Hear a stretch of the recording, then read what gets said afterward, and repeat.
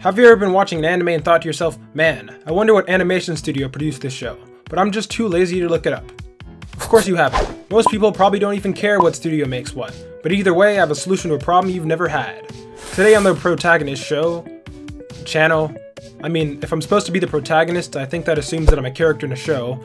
For now I'll just stick with the Naruto naming method. So, today on Protagonist, I will be teaching you how to identify what production studio made the show you are watching without having to undergo the burden of using that pesky keyboard. I should mention that even though I've made it clear that I'm an all-knowing god when it comes to anime knowledge, the methods I will teach you might not work every time, or often, or ever. So keep that in mind. Also, I obviously won't be able to cover every single animation studio, partly because I've not seen every single anime, and partly because that is a lot of work I'm not willing to do. So if you want to help out your fellow anime fans, leave your personal strategies in the comment section below. First up, we have a group of two studios, Studio Trigger and Studio Gainax. To properly tell if you're watching a show produced by either of these two studios, just ask yourself these three questions. Did the ending of the show make sense? Did the show make any sense? And most importantly, are the laws of physics present? If you have answered no to all of these questions, then there's a good chance you've stumbled upon a Trigger and/or Gainax production. At this point, I recommend strapping on a safety helmet for one of two reasons. The first reason being that these shows are prone to bombarding your eyes with flashing lights and colors, and if you end up getting a seizure, a helmet will help you mitigate the damage. The second reason is that some of the endings of these shows are so ridiculous that you might find yourself bashing your head against the wall. Here's an interview from a person who just finished watching Gainax's End of Evangelion.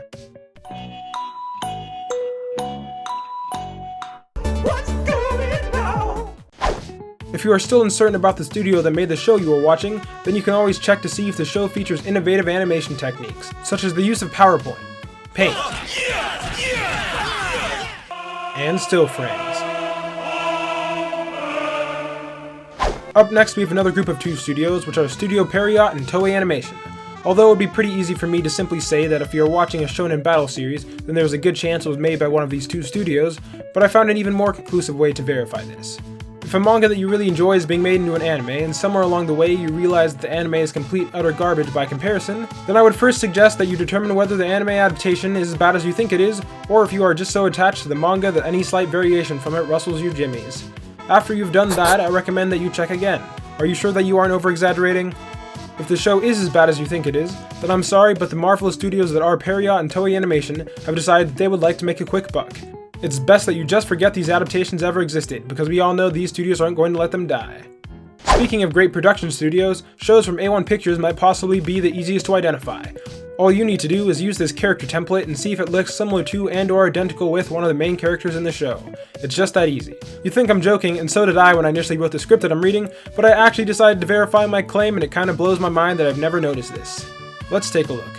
1, 2, 3, 4, 5, 6, 7, 8, 9, 10.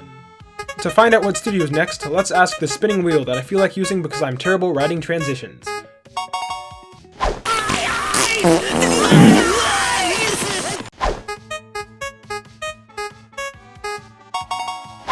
The animation. I don't think anyone is surprised here. It doesn't matter if the show is good or bad, a Ufotable production will always have animation that makes me wonder why the graphics in real life are just so bad.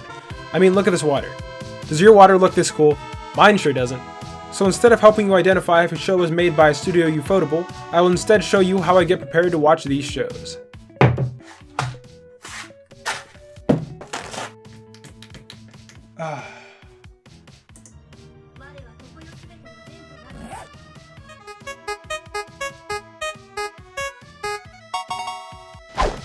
A lot of generic anime will tend to have what is known as a self-insert character, which is basically a character that has no real personality and/or distinguishable traits to make them interesting. This is normally done so that anybody watching the show can see themselves living the life of the character, because we all know we are all devoid of personality.